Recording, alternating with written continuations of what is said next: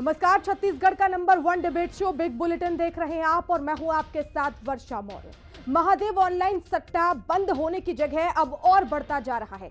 महादेव सट्टा के प्रमोटर्स अब 21 ऑनलाइन सट्टा ऐप संचालित कर रहे हैं। वह तब जब इस मामले में 14 गिरफ्तारियां हो चुकी हैं और प्रमोटर सौरभ चंद्राकर, रवि उप्पल, शुभम सोनी और अनिल कुमार फरार घोषित हैं। बीजेपी और कांग्रेस एक दूसरे को इसके लिए जिम्मेदार बता रही है। महादेव ऐप के प्रमोटर्स के 21 और ऐप आने से अब विवाद बढ़ गया है। कांग्रेस इसके लिए बीजेपी को जिम्मेदार बता रही है, तो बीजेपी का कहना है कि जांच के नतीजे आने दीजिए, कौन इसके पीछे है ये पता चल जाएगा। कांग्रेस ने छत्तीसगढ़ में कई जगहों पर नेशनल हेराल्ड केस में गांधी परिवार का नाम आने का विरोध किया। कांग्रेस ने दावा किया कि ईडी और दूसरी जांच एजेंसियों का इस्तेमाल कर बीजेपी विपक्षी पार्टियों पर जबरन केस लाद रही है। आज इसी मुद्दे पर होगी चर्चा, लेकिन देखिए उससे पहले एक रिपोर्ट। महादेव सट्टा ऐप को अब रायपुर, बिलासपुर, बेमेतरा, दुर्ग, भिलाई के लोगों के माध्यम से कोलकाता और गोवा से भी ऑपरेट किया जा रहा है। रेड्डी अन्ना के अलावा Reddy club, CBFT online book, bet Bhai book, fair play, Superwin, Winbuzz, Jannat book, Mahakal book, Rajveer online book, lotus 365, laser book, Kohinoor book, Alibaba book, Kheloyaar, एस्ट्री, book lawyer book, sky exchange और diamondx.com जैसे सट्टा काम कर रहे हैं। रेड्डी अन्ना ऐप से जुड़े एक स्टोरी है कि स्टिंग और पुलिस में हुई शिकायत में ये खुलासा हुआ। सट्टे के पैसे को निवेश करने के लिए कई कंपनियां बनाई गई और उनमें निवेश किया भी गया। इकोनॉमिक ऑफचेंज विंग ने जांच में पाया कि काम करने वालों को 20,000 रुपए की सैलरी का लालच दिया जाता था। जांच और कार्रवाई के बावजूद महादेव ऐप और इससे मिलते जुलते ऐप बंद नहीं होने से बीजेपी और कांग्रेस एक दूसरे पर आरोप लगा रहे हैं। महादेव सट्टा ऐप पर ईडी राजस्थान समेत कई राज्यों में कार्रवाई कर रही है। इसका संचालन दुबई से होता है। हालांकि इस पर रोक नहीं लगने से सवाल तो उठने ही लगे हैं। देखिए, जो अभी कुछ कार्रवाइयाँ हुई हैं ऑनलाइन गेमिंग ऐप पे, वो सिर्फ दिखावे की कार्रवाई है। महादेव ऐप सहित ये 20-21 सट्टा ऐप पूरे देश में चल रहे हैं, तो कहीं ना कहीं इसको भारतीय जनता पार्टी का संरक्षण मिला हुआ है। हमारी सरकार थी, हमने तो 200 से अधिक कार्रवाइयाँ की थी, 500 से अधिक जब्तियाँ की थी, लगभग 90 से अधिक FIR हुआ था। पूरे देश में घूम घूम के छत्तीसगढ़ की पुलिस ने कार्रवाई किया था। उल्टे हमारे नेताओं के ऊपर इन्होंने महादेव ऐप में FIR दर्ज किया, ईडी की कार्रवाई की है। कहीं ना कहीं ऐसा लगता है भारतीय जनता पार्टी की कार्यप्रणाली से कि केंद्र सरकार का और राज्य सरकार का दोनों को इनको संरक्षण मिला हुआ। जब हम लोग आवाज़ उठाना चालू किए हैं तो छुटभइये लोगों के खिलाफ छोटी मोटी कार्रवाई कर रहे हैं। महादेव ऐप के जो मुख्य सरगना है चंद्राकर, सौरभ चंद्राकर या फिर दूसरे लोग हैं जो दुबई में बैठे हुए, उनको वापस क्यों नहीं ला रही केंद्र सरकार? केंद्र सरकार चाहे 3 मिनट के अंदर इस गेमिंग ऐप पे प्रतिबंध लगा सकती है, इसको बंद करवा सकती है, क्यों नहीं कर रही है? सिर्फ दिखावे की कार्रवाई की जा रही है, विपक्ष को इसमें बदनाम करने की साजिश की जा रही है। देखिए, बंद करने के बारे में बात करने वाले ये लोग, इनके संरक्षण में कैसे महादेव ऐप सट्टा फला फूला, कैसे इनके नेता और कैसे इनके अधिकारी इन्वॉल्व थे। सत्ता के संरक्षण में चला महादेव सट्टा। छत्तीसगढ़ के नौजवानों को, छत्तीसगढ़ के लोगों को सट्टा जुआ में फंसाने का काम जिस कांग्रेस पार्टी ने किया, उसके मुंह से ये बातें शोभा नहीं देती है। जांच एजेंसियां तेज गति से काम कर रही है, कोई भी दोषी बख्शा नहीं जाएगा। नेशनल हेराल्ड मामले में गांधी परिवार पर चार्जशीट दाखिल होने पर भी कांग्रेस ने बीजेपी पर हमला बोलकर इसे बदले की कार्रवाई बताया। नेशनल हेराल्ड का बहुत महत्वपूर्ण भूमिका रहा है और उस अखबार को जीवित रखने के लिए कांग्रेस पार्टी के द्वारा जो कुछ भी किया जाना था किया गया, लेकिन मोदी और अमित शाह ने बदले के भावना के तहत ईडी के माध्यम से जहाँ सोनिया जी, राहुल जी से 5-5 दिन तक की पूछताछ की और उसमें कुछ मिला नहीं, और कल उन्होंने चालान प्रस्तुत किया है जिसमें सोनिया जी, राहुल जी सहित अन्य लोगों के खिलाफ उन्होंने अभियुक्त बनाया है। ये विशुद्ध रूप से राजनीतिक बदले की कार्रवाई है। सोनिया जी को, राहुल जी को, कांग्रेस पार्टी को बदनाम करने की कोशिश की जा रही है। महादेव सट्टा ऐप में पुलिस और जांच एजेंसियों ने कार्रवाई तेज कर दी है। छत्तीसगढ़ के बाहर भी कई राज्यों में छापेमारी हुई है। बीजेपी और कांग्रेस के बीच महादेव सट्टा ऐप और नेशनल हेराल्ड मामले पर वार और पलटवार जारी है। निशा द्विवेदी, रायपुर, हिंदी खबर।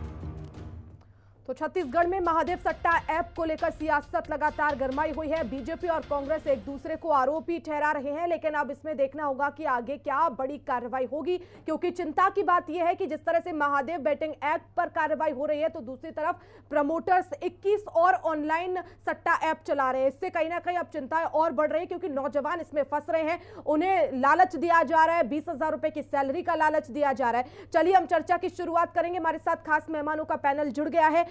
परिचय करा देती हूँ। प्रवीण साहू जी हमारे साथ जुड़ गए हैं, प्रवक्ता है भारतीय जनता पार्टी के, और सत्य प्रकाश सिंह जी जुड़ गए हैं, प्रवक्ता है कांग्रेस के, और कौशल स्वर्णबेर जी जुड़ गए हैं, वरिष्ठ पत्रकार है। आप सभी मेहमानों का स्वागत करती हूँ। चर्चा की शुरुआत प्रवीण साहू जी आप ही से।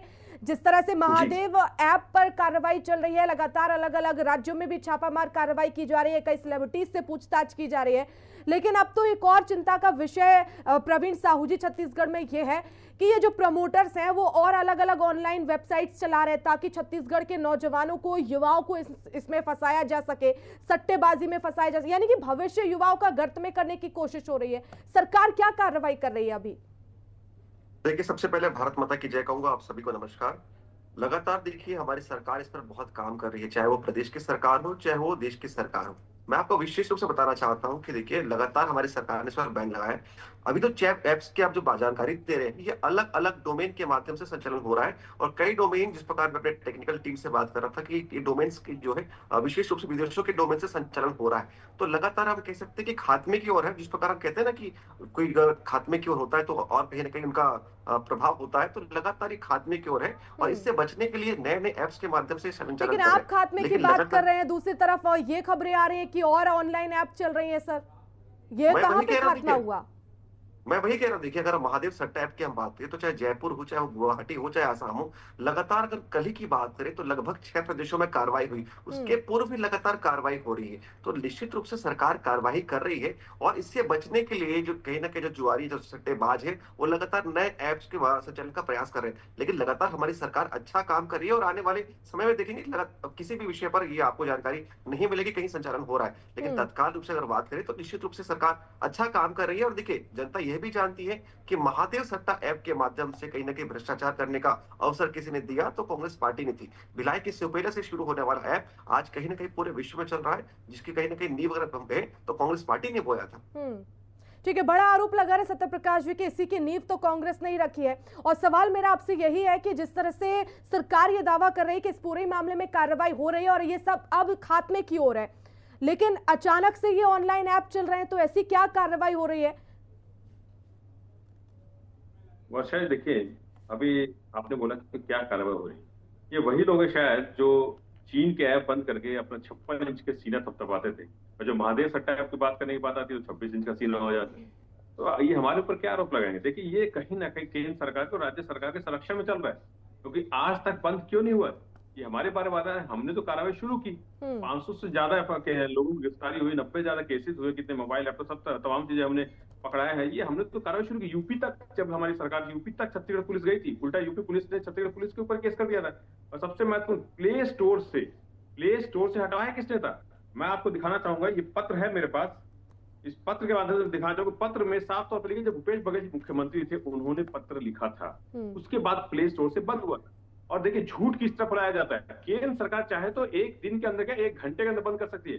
उस समय खबरें आई कि सौरभ चंद्रा का गिरफ्तार हो गया, मगर सौरभ चंद्रा, ये सीबीआई ने भी अपनी चार्जशीट में दिया कि सौरभ चंद्रा का गिरफ्तार हो गया। खबरें चल गई, प्रतिष्ठित अखबार की मैं खबर दिखा रहा हूँ कि सौरभ चंद्रा का गिरफ्तार हो गया। तो कहाँ है? मतलब झूठ, हर चीज में झूठ। अरे हमने तो बल्कि कार्रवाई की, जैसे मैंने बताया, मगर आप झूठ पे झूठ, और इसको कहीं ना कहीं संरक्षण देने का काम कर रहे हैं, कहीं ना कहीं इसको फलने फूलने का काम दे रहे हैं। क्यों ये आज भी बंद नहीं है? क्यों ये ऐप अब 21 ऐप में तब्दील हो चुका है? ये दिखता है कि कहीं ना कहीं संरक्षण है। अरे आप तो गेमिंग ऐप से 28% जीएसटी वसूल करने वाले लोग क्यों बंद कराएंगे, जहां एक्सटॉर्शन मनी भी मिल रहा है? हम तो सीधा बोले, सरकार के संरक्षण में है, हो रहा है, और सरकार कहीं ना कहीं संलिप्त है। सरकार चाहे तो बंद कर सकते हैं। और इससे पहले भी बताना चाहूंगा, इससे पहले जो हमारे ऊपर आरोप लगाया, तो उसमें भी जो गाड़ी पकड़ाई थी, हम बार बार सवाल करते हैं और बार बार सवाल का जवाब जानना चाहते हैं कि जो गाड़ी पकड़ाई थी वो इनके पूर्व मंत्री के भाई के नाम पे रजिस्टर्ड थी, उनसे क्यों नहीं पूछताछ? क्यों नहीं उनको गिरफ्तार किया गया ये बताइए। ये सिर्फ और सिर्फ द्वेषपूर्ण कार्रवाई करते हैं, जबकि हमने कार्रवाई शुरू की थी, आज तक ऐप बंद नहीं हुआ है, आज तक एक्सटॉर्शन मनी मिल रहा है। राज्य सरकार अवेट की है, केंद्र में इनकी सरकार, तब बोलते हैं डबल इंजन की सरकार है तो कार्रवाई होगी। अरे कथावाचक जाके वहां कथा करके आ जाते, मगर हमारी भारत की जो सरकार है उसको तो संरक्षण का मिलता नहीं है। ये बड़ी विडंबना है। इसलिए बोलना चाह रहे हैं कि ये कहीं ना कहीं सरकार का संरक्षण है, राज्य सरकार से संबंधित है, केंद्र सरकार भी से संबंधित है, इसका तुरंत बंद होना चाहिए। आज भी बंद नहीं है, आज भी फल फूल रहा है और 21 ऐपों में तब्दील हो चुका है।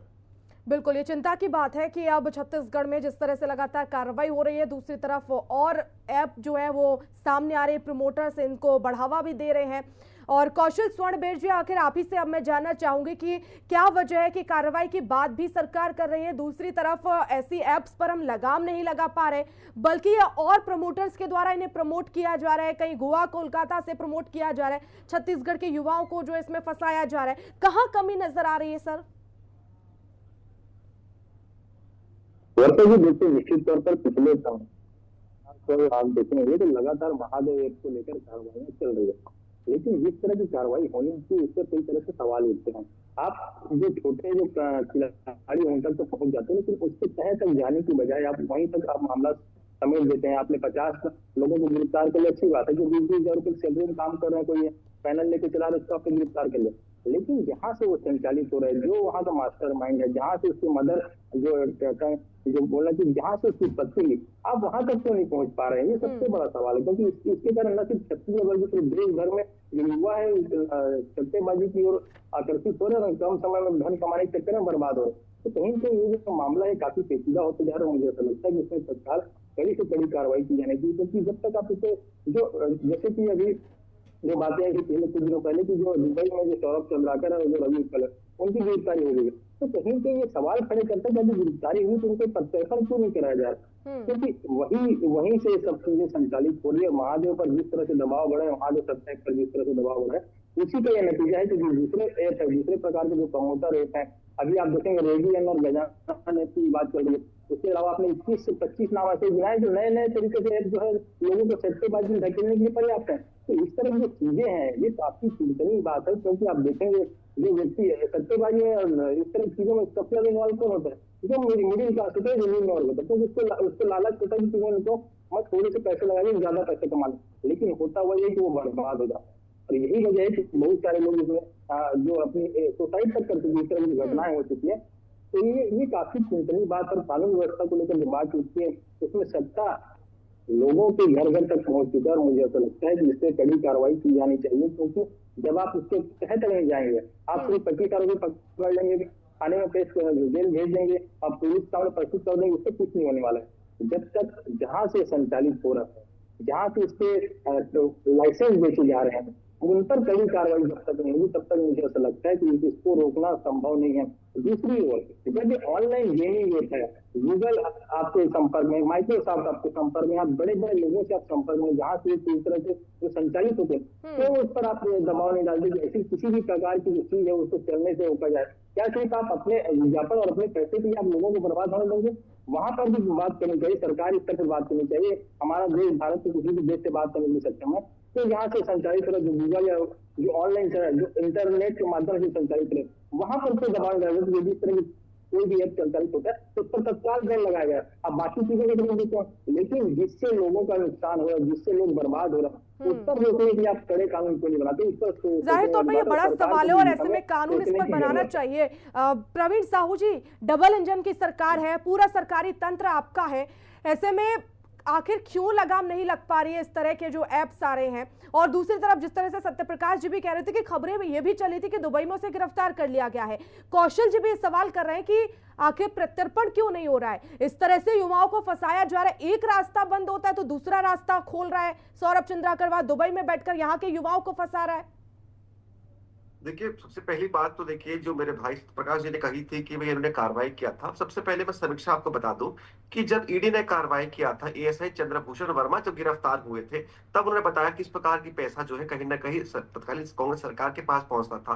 तब इस खबर के चलने के बाद दिखावे के लिए कांग्रेस पार्टी की कहीं ना कहीं मुखिया तत्कालीन मुख्यमंत्री भूपेश बघेल जी को कार्रवाई करनी पड़ी। लेकिन जनता ये जानती कि लगातार संरक्षण इन्होंने दिया। रही बात देखिए प्रत्यर्पण की, तो आपको भी जानकारी है, देखिए प्रत्यर्पण बहुत ही काफी टेक्निकल विषय है, कूटनीति भरा विषय है। अगर मैं हाल फिलहाल की बात करूं तो देखिए 26 नवंबर 2008 को जो घटना होती है, जो हादसा होता है मुंबई के विषय में, जो आतंकवादी घटना होती है, उसके संबंध में जो आतंकवादी है उसका प्रत्यर्पण लगभग आज हो रहा है 17 साल के बाद। तो प्रत्यर्पण दो देशों के बीच एक कूटनीतिक विषय है, इस पर लंबी वार्ता होती है। और आप हाल फिलहाल देखेंगे कि जिस प्रकार अगर हम बात करें मेहुल चौकसी के कहीं ना कहीं हम प्रत्यर्पण के लगे हुए, तो जितने भी आरोपी है सबके लिए सरकार काम कर रही है। लेकिन वर्तमान में जो देश और प्रदेश में हो सकता है, सरकार तत्काल जो है हर संभव काम कर रही है। और आप लगातार देखेंगे प्रत्येक शहरों में जहां भी इसकी जानकारी मिल रही है, जो भी लोग इसके संचालन में संलिप्त है, उन व्यक्तियों को गिरफ्तार किया जा रहा है। ठीक है, आपने ठीक कहा प्रवीण जी, दो देशों का ये मामला है और इसमें समय लगेगा। लेकिन सवाल ये कि ठीक है गिरफ्तारी ना हो, लेकिन ऐसे ऑनलाइन ऐप चल रहे हैं उन्हें तो बंद कर सकती है ना सरकार, ये तो सरकार के हाथ में है।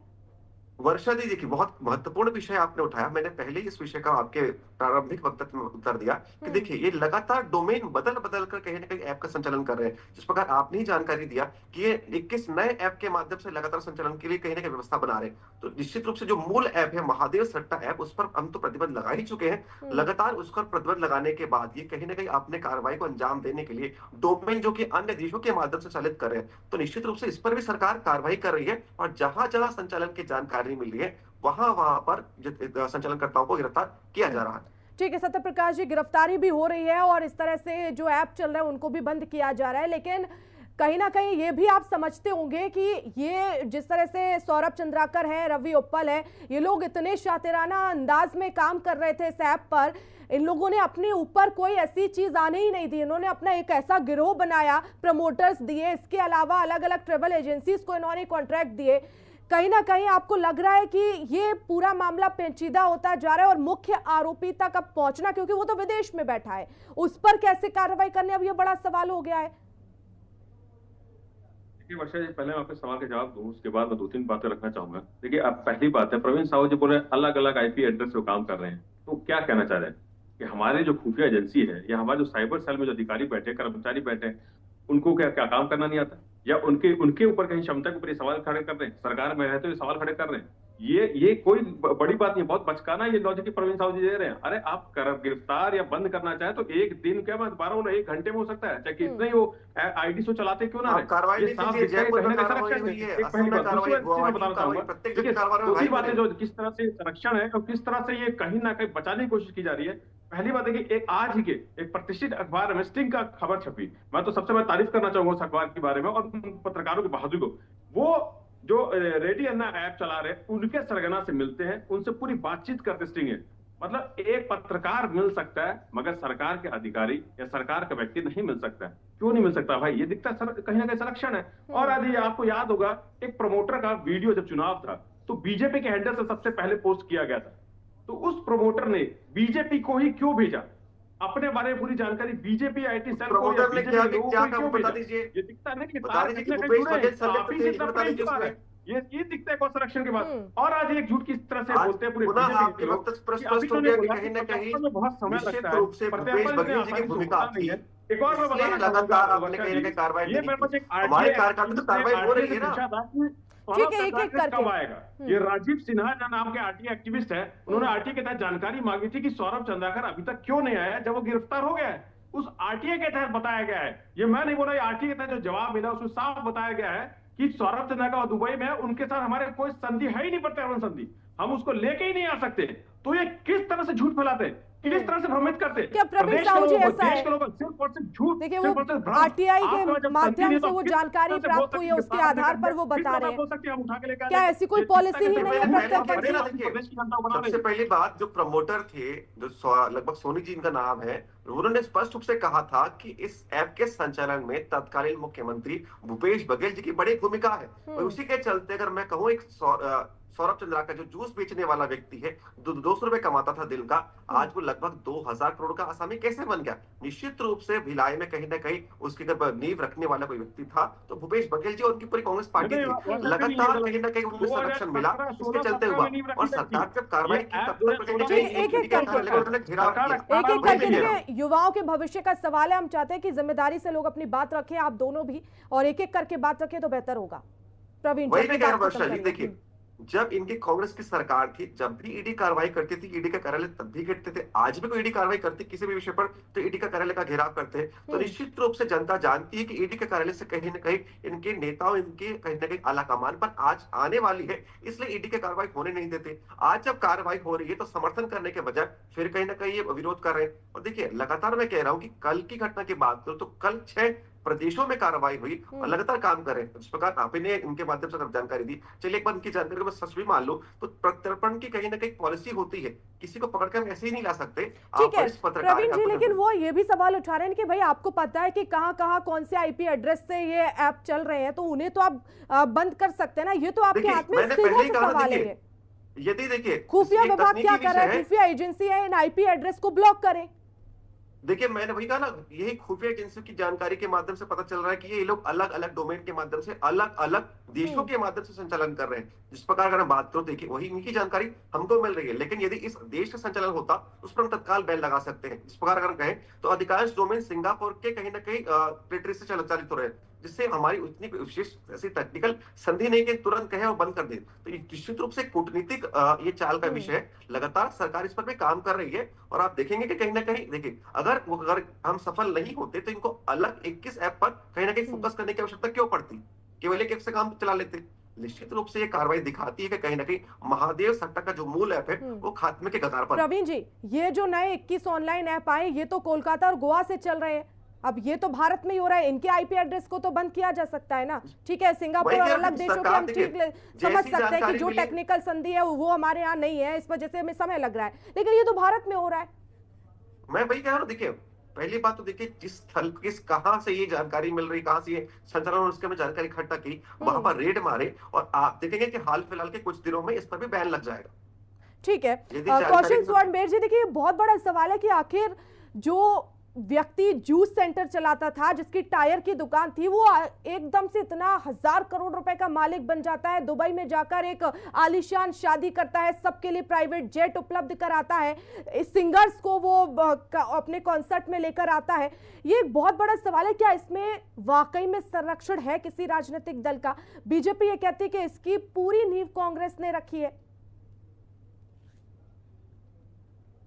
देखिए वर्षा जी, निश्चित तौर पर ये जो कहानी है महादेव प्रमोटर्स की, निश्चित तौर पर जो फिल्मों में इस तरह की कहानी देखने को सुनने को मिलती है कि ये न्यूज चलाने वाला भी इतना बड़ा आसामी बन गया, लेकिन ये हकीकत की कहानी है। और निश्चित तौर पर इस तरह की जो चीजें हुई है, जब तक किसी न किसी का संरक्षण उसको ना हो, चाहे पुलिस का संरक्षण हो, चाहे पोलिटिकल का संरक्षण हो, बिना संरक्षण के इतना नहीं बढ़ सकता। क्योंकि आप देखेंगे हर थाने और हर क्षेत्र में जब जो सट्टा या जुआ का काम करता है उसके बारे में पुलिस वालों को पता होता है, और पुलिस वालों के संरक्षण के माध्यम से इस तरह की चीजें बढ़ती है। तो मुझे ऐसा लगता है कि यदि इसको शुरू में ही दबा दिया जाता तो इतने बड़े व्यापक काम आने पर नहीं चलता। और ये जिस समय कोरोना काल चल रहा था, उस समय ये जिन जिन राज करनी तरक्की थी, जिस समय लोग खाली बैठे थे और क्या करें तो मोबाइल में बिजी रहते थे, तो उस समय महादेव सट्टा ने जिस तरह से अपने पैर फंसारे, और उसका ये परिणाम है कि आज जो सौरभ चंद्राकर है वो छोटे से गली से निकल के दुबई के आलीशान महलों में रहने लगे, और आप देखेंगे उसकी शादी के चलते कई बॉलीवुड के लोगों को भी उसके साथ मामले में संबंध जारी हो चुके हैं।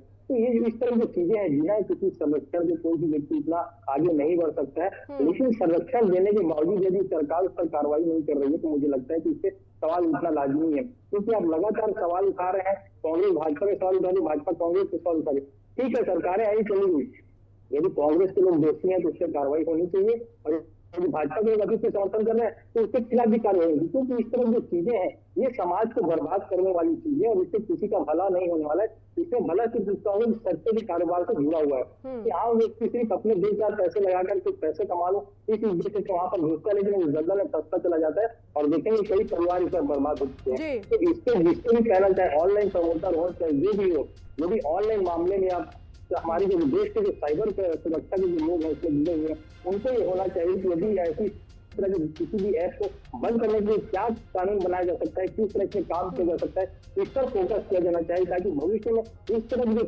ऐप है जिससे लोग कभी का शिकार हो रहा है और जिसको सरकार बैन करना चाहती है, उसको कठोर कार्रवाई की जा सकती है, उसको कड़ाई से रोका जा सकता है। ठीक है सत्य प्रकाश जी, और अब जिस तरह से राजनीतिक दलों का भी इसमें कहीं ना कहीं सक्रियता सामने आ रही है। अब कौन सा राजनीतिक दल है फिलहाल ये तो जांच का विषय है, लेकिन जिस तरह से ईडी कार्रवाई कर रही है उसमें सहयोग तो किया जा सकता है ना। अब कांग्रेस के कार्यकर्ता लगातार प्रदर्शन कर रहे हैं, युवाओं के भविष्य का सवाल है। ठीक है, आइए आप पूछताछ करिए, कोई दिक्कत नहीं, जब हमने कुछ गलत किया नहीं है तो प्रदर्शन किस चीज का। देखिए वर्षा जी, हम तो जो भी ईडी आती है उसके साथ समर्थन करते ही। जो सवाल जब करना थे आती है जाती है, हम कहाँ मना करते, मगर हम तब मना करते हैं जब ये लगता है कि आप छगन भुजबल की फाइल घुमा देते हैं। हम तब मना करते हैं जब यहाँ पे चिंतामणि महाराज सांसद बन जाते, उससे पहले आरोपी रहते। हम तब सवाल से खड़े करते जब हेमंत बिस्वा मुख्यमंत्री बन जाते। बात वहां आती है, अधिकारी ब्रदर्स हो चाहे वो नारायण राणे हो, हम इसलिए सवाल खड़े करते। अजीत पवार 72,000 करोड़ लगा के आप अपने यहाँ लेके आते हैं तो पाक साफ कर देते हैं, हम इसलिए सवाल खड़े करते। तो उनकी फाइलें भी चलती रहनी चाहिए ना, उनकी क्यों फाइलें घुमा जाती, क्यों पाक साफ हो जाते, जो प्रॉपर्टी अटैच की जाती है ईडी द्वारा वो छोड़ दी जाती है, इसलिए हम सवाल खड़े करते हैं। सवाल वही है, आप निष्पक्ष जांच कीजिए। और अब अभी मैं ऐप की बात करते कि एक और झूठ किससे फैलाते हैं। ऐप जो महादेव ऐप जो शुरुआत 2016-17 में शुरुआत हुई थी, तब सरकार किसकी थी? रमन सिंह की सरकार। ठीक है, लेकिन बीजेपी आरोप लगा रही है कि इसकी नींव कांग्रेस ने रखी है। फिलहाल अब जांच का विषय कि आखिर किसने कौन सी नींव रखी है, लेकिन अभी फिलहाल मुझे इस चर्चा को यहीं समाप्त करना होगा। बहुत बहुत धन्यवाद, आप सभी मेहमान मेरे साथ जुड़े। तो छत्तीसगढ़ में महादेव बैटिंग ऐप को लेकर जिस तरह से जांच चल रही है, लेकिन चिंता की बात यह है कि 21 और बैटिंग ऐप इस तरह के चल रहे हैं जो युवाओं को फंसा रहे हैं। अब सवाल यह कि आखिर इस तरह की ऑनलाइन सट्टेबाजी पर कब लगाम लगेगी, कब देश का युवा, छत्तीसगढ़ का युवा जो है वो एक अच्छे रास्ते पर चलेगा, क्योंकि अलग अलग जगहों से उन्हें फंसाया जा रहा है। ये एक बहुत बड़ी गलती कहीं ना कहीं हो रही है, इस पर सरकारों को ध्यान देना चाहिए। चर्चा में इतना ही, देखते रहिए हिंदी खबर।